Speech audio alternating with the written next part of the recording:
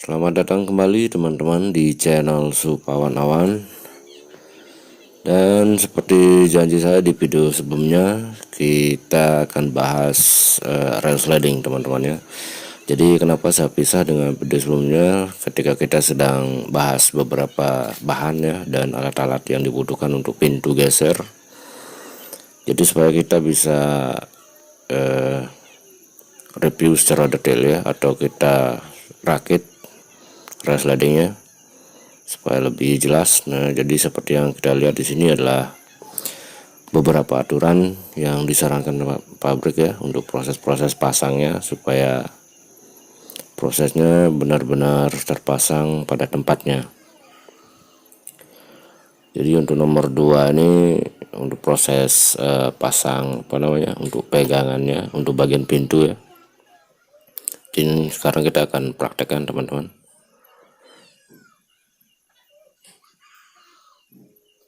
Untuk nomor 4 ini adalah proses pasang roda ya.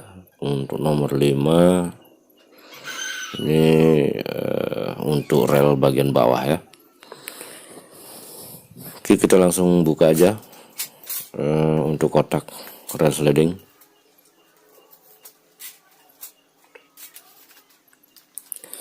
Nah, untuk teman-teman yang mungkin tidak ikutannya pada proses pengukuran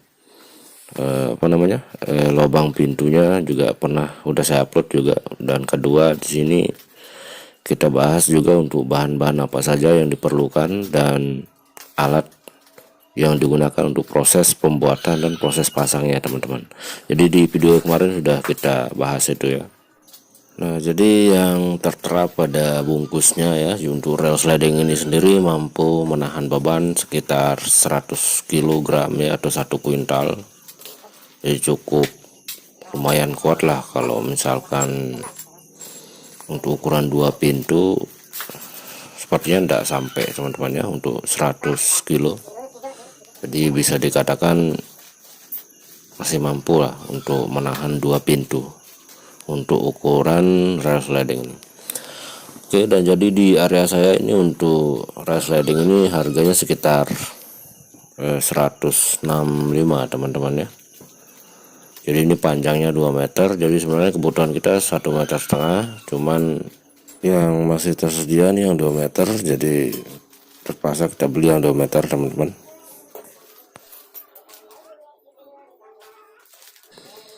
Kalau misalkan mau dipotong juga bisa teman-teman ya, kalau misalkan ruangan tidak mendukung untuk panjangnya, tinggal dikurangi aja. Oke, kita buka satu persatu ya teman-teman. Dan yang pertama di sini adalah pengaturan untuk rel ya, rel bagian bawah pintu. Nah, jadi seperti gambar yang teman-teman lihat, nanti untuk list U teman-teman bisa pasang pada bagian bawah pintu ya, atau bagian daun pintunya dipasang di bagian bawah untuk list U. Dan nanti untuk plastik yang akan menjadi relnya bisa teman-teman pasang di bagian lantai, atau sebaliknya juga bisa ya, seperti yang teman-teman lihat tadi. Nah, untuk list U ini bisa dibobok juga untuk bagian lantai, atau sebaliknya juga bisa ya. Jadi untuk plastiknya bisa dipasang pada bagian lantai, atau list U-nya dipasang pada bagian pintu, atau tinggal dibalik aja teman-teman ya. Untuk fungsinya sama saja, cuman mungkin lebih efisien kalau misalkan kita pasang di bawah pintu, jadi kita tidak perlu bobok lantai ya. Nah, jadi untuk pemasangannya nanti teman-teman butuh pisar S6. Nah, jadi di sini sedikit berbeda, untuk merek ini tidak ada bonus pisar ya. Setelah kita review di video sebelumnya juga, untuk merek Hampton punya pisar teman-teman. Oke, udah lanjut ke nomor 2 ya. Kalau misalkan ada pertanyaan silahkan teman-teman di kolom komentar ya, kalau misalkan ada yang tidak dipahami.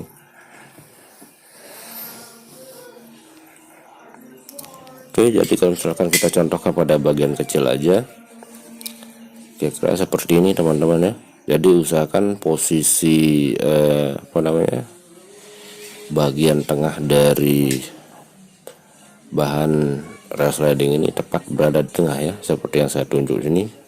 Usahakan pas berada di tengah.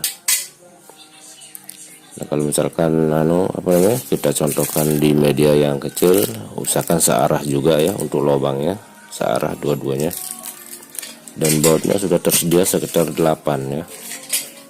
Jadi memang udah ada penempatannya untuk skrupnya. Dan lanjut untuk bagian nomor 3. Ya, jadi ini terpasang pas di bagian atas rel ya. Dan ini adalah skrup yang dipakai untuk pemasangannya pada bagian tembok.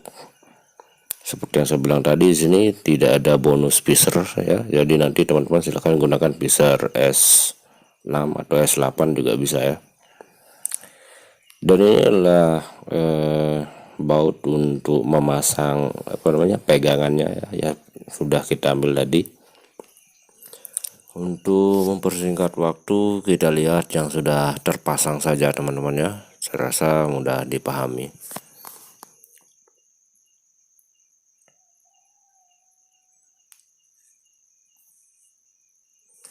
Nah, jadi posisi pemasangan skrupnya pada tembok kira-kira seperti ini teman-teman. Setelah kita lubangi dengan ukuran mata bor 6 mm ya, mata bor tembok atau mata bor beton, baru kita masukkan pisser. Baru selanjutnya kita masukkan skrupnya. Dan untuk roda ya, untuk pemasangannya kira-kira seperti ini teman-teman.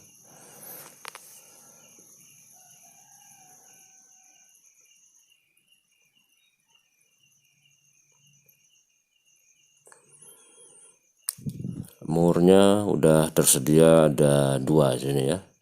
Jadi dimasukkan ringnya juga.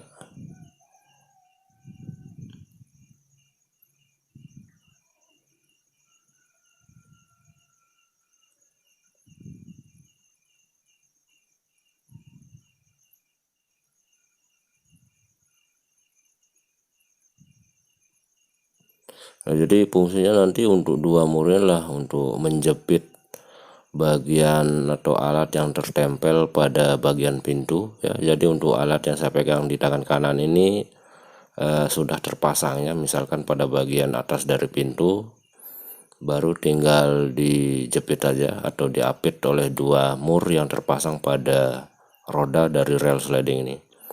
Nah, jadi fungsi untuk bagian drag dari rel ini fungsinya untuk menggunakan atau untuk menyesuaikan tingginya. Kalau misalkan ada sedikit perbedaan ketinggian dari pintunya ya, kalau misalkan pintu belum berdiri tegak lurus karena tidak sesuai tingginya, tinggal diputar aja menggunakan kunci yang tadi ya.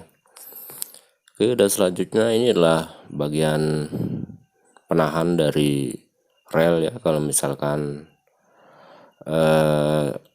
jarak atau sampai di mana pintu bergerak, kita bisa atur menggunakan alatnya ini, tinggal dipasang di bagian pinggir kiri kanan. Dan ini fungsinya nanti sebagai penahan pintu, ketika kita buka langsung mentok, jadi pintunya langsung berhenti teman-teman ya. Jadi memang udah ada kenoknya antara roda dan bagian pinggir yang udah kita pasang. Oke, kita lihat ya.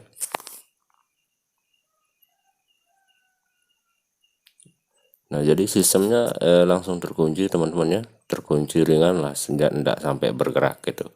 Kalau misalkan udah mentok seperti ini, jadi pintunya akan berhenti ya.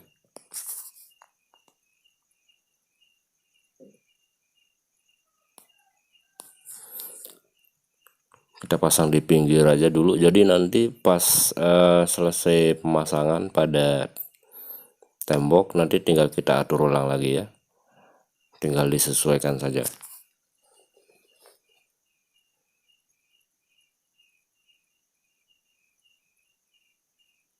Oke, seperti yang teman-teman lihat di sini, sudah ketika terjadi benturan antara penahan dan bagian rodanya ini langsung berhenti ya, langsung mentok, langsung terkunci untuk bagian rodanya. Selanjutnya yang keempat di sinilah proses terpasangnya ya. Ketika rel sudah berada pada tembok, tinggal kita naikkan aja setelah kita sesuaikan jarak pintu dengan lantai tentunya. Jadi tinggal dimasukkan seperti ini saja ya, sangat mudah, saya rasa mudah dipahami. Nah selanjutnya inilah kunci yang memang sudah satu paket dengan relnya. Jadi bonus kunci dari relnya teman-teman ya, dari rel sliding memang sudah ada. Jadi ini fungsinya untuk mengatur ketinggiannya nanti kalau misalkan salah satu bagian dari pintu tidak berdiri tegak ya. Dan yang kelima ini adalah pembahasan yang sudah kita sebutkan di awal ya untuk relnya. Jadi nanti ini pengaturan penempatan untuk penguncian pintu bagian atas dan rel bagian bawahnya.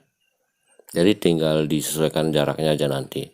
Dan untuk lebih jelasnya saya rasa teman-teman silahkan ikuti aja ya nanti proses pemasangannya.